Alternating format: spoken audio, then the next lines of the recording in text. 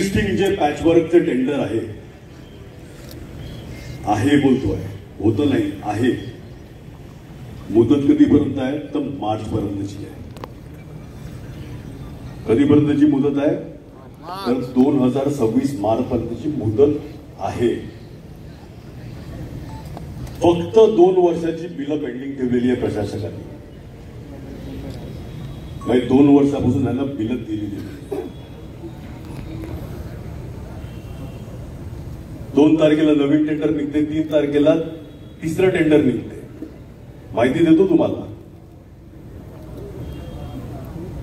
68 crores 29 lakh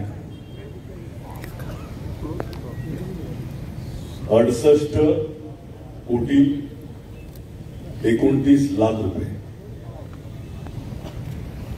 कसलं tender आहे हे? 60 दिवसामध्ये पॅचवर्क करायचं अख्ख्या महापालिकेमध्ये.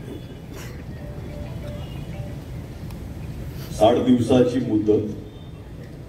पॅचवर्कचं टेंडर ऑलरेडी आहे, त्याची बिलं दिली नाही. तेच काम नवीन टेंडर निघते साधारण 70 कोटीचं.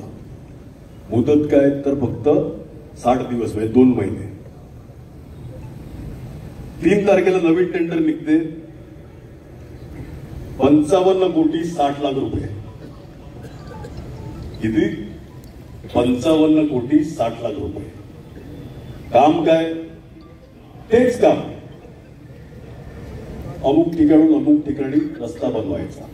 म्हणजे उदाहरण घ्यायला गेलं तर नायगाव हायवेवरून नायगाव स्टेशन पर्यंत रस्ता बनवायचा. अशी विविध कामं. ती तुम्हाला लिस्ट सगळी पत्रकारांना मी देईन. आणि 4थं, रील मधून आम्हाला माहिती पडते की तेच रस्ते MMRDA कॉन्क्रीटचे करणार आहेत. म्हणजे 1 रस्त्यावर 4 पटीने आपण खर्च करायचा. एक्झिस्टिंग पॅचवर्क, त्याच कामावर दुसरं सेम काम निघालेलं आहे 70 कोटीचं. त्याच गोष्टीवर नवीन डांबरचे रस्ते बनायचे हे 55 कोटीचं निघालंय. आणि तेच रस्ते कॉन्क्रीटचे MMRDA करणार आहे असं आम्हाला रील मधून माहिती पडते.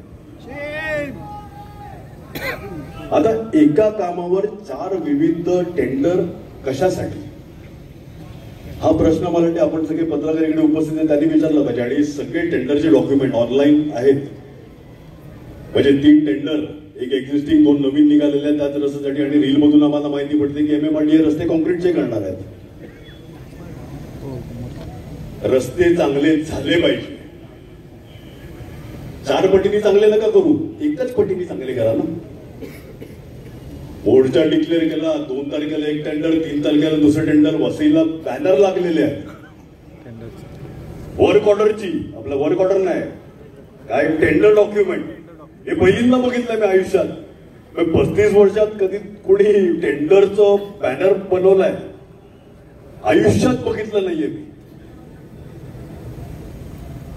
आपण बघितलं असेल तर मला सांगा.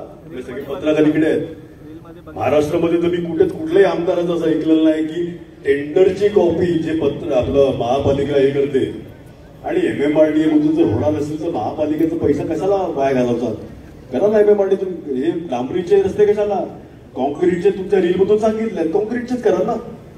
फक्त ते हायवे सारखे करू नका, चांगले करा. हायवे एवढे सुंदर करू नका.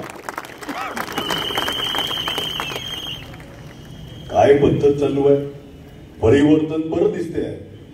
ही एवढी सगळी जमल्यात. काही लोक सोपारला ट्रॅफिक मध्ये अडकल्यात.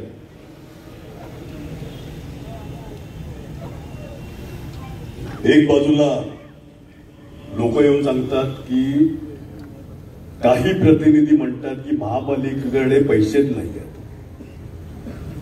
का? गेल्या वर्षापर्यंत तर सगळाच पैसा होता.